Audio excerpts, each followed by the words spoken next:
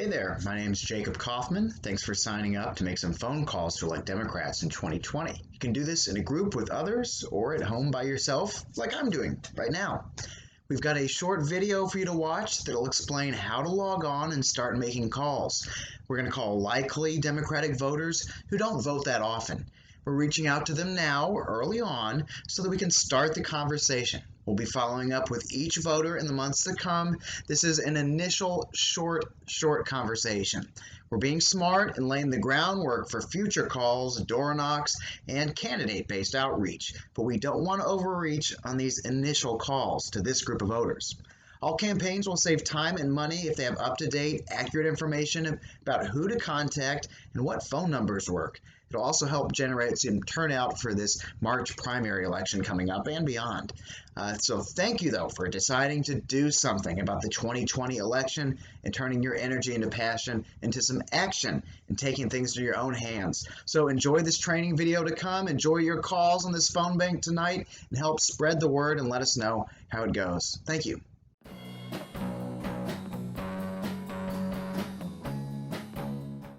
Hello everyone, I'm Christina Molinax, the Democratic Party of Arkansas voter file manager. Thank you so much for helping us identify Democratic voters and volunteers. We really need your help this year.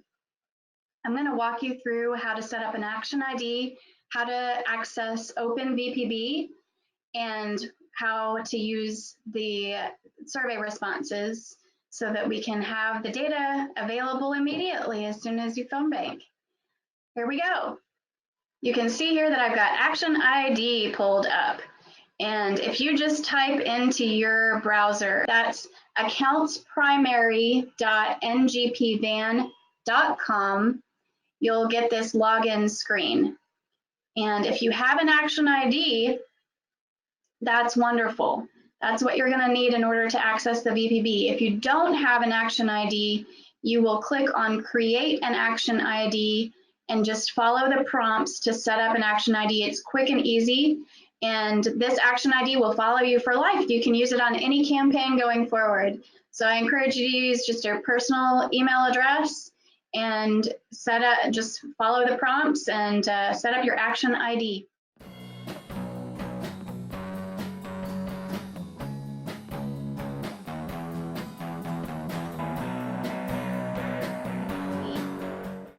And when you do that, you'll be able to access something called Open VPB. And if you will click on the link that we're going to send you through email, you'll see this screen right here. That's the Get Started.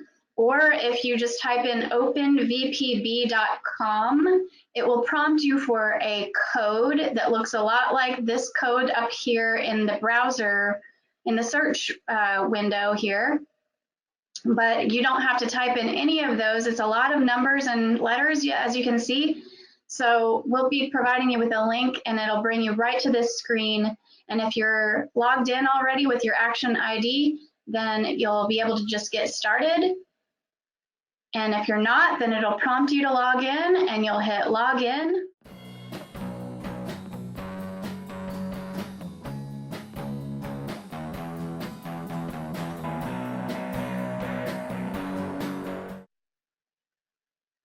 And then look at this. You've got a wonderful script in front of you. You've got a little bit of information about a voter in Arkansas, and you've got survey questions here. So you can select a response and determine if this person is actually going to be voting for Democrats. That's super valuable information for us to know so that we can follow up with them and make sure that they're getting to the polls. And then if they're not sure, or if they're supporting a different party, then you'll just end the call politely.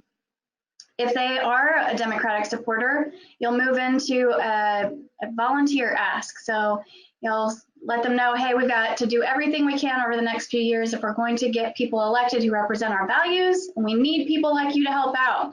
Can we count on you to volunteer? And you'll select their response here. And just hover over it with your mouse and select the correct response and move on. And then our final and third question, is it all right if Democrats contact you on your cell phone? And you can select yes if they're willing for us to reach out to them on their cell phone through text message or voicemail or through an old-fashioned call, and we'll have that information collected, and that's the end of the call. So you'll just thank them. Thank you so much for speaking with me, sharing your thoughts. Early voting for the primary starts on February 24th, so be sure and mark your calendar. Have a great day, Amy.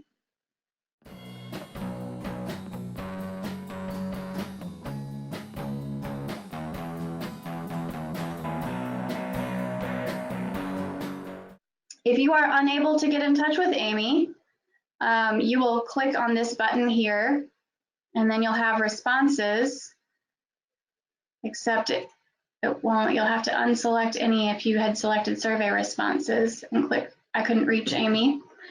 The majority of your phone calls are going to be not home, so that's going to be about 80% of the calls. A good night for phone banking is we reach 20% of the people, 20% of the people that we call actually pick up their phone and talk to us. So that means that the majority are actually going to be not home. And I have a list here of all of the responses and how to mark the call status. As I mentioned, not home is going to be your most popular option, but you've also got refused if they said that they were uninterested or they're not interested in that, or they hung up on you before you could even tell them why you're dialing. Deceased, unfortunately, that happens on occasion. It's got an asterisk by it. Any of these that have an asterisk by it means that that person's going to be removed from any future call lists. So that's also really good information for us to have. So if you think you're getting a lot of wrong numbers or disconnected or do not call, don't worry, that's still good information for us to have. So you've also got moved. If the person tells you that they moved, you can type in their address in the notes field if they'll allow you to have that. The notes field is right down here. And you'll have callback as an option if you actually talked to the voter, but they were on their way out the door, or they just couldn't talk to you right then, but you know for sure that that's the right person. So you'll want to mark them as a callback. So they'll be included in future lists. Busy is only if you get a busy signal, and it isn't very common. So make sure that most of your responses are either not home or call back.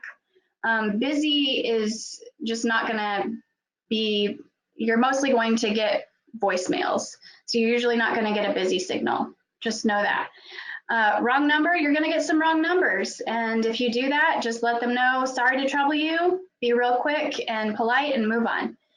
Disconnected, you're going to get some of these. If you get a tritone with the message following stating that the number has been disconnected or is no longer in service. Just mark it again. That's good information for us to have because that takes out that phone number for future phone banks. So we won't be trying that person again or that number again. And then you can always mark them as do not call if they just say maybe they're supportive but they don't like phone calls. That happens on occasion. So just go ahead and let them know. We'll make note of that they don't want phone calls in the future. We've got other language as a language if there's a language barrier, and then hostile if somebody is verbally abusive towards you or your candidate. That's it. I recommend you practice with a partner, and happy dialing.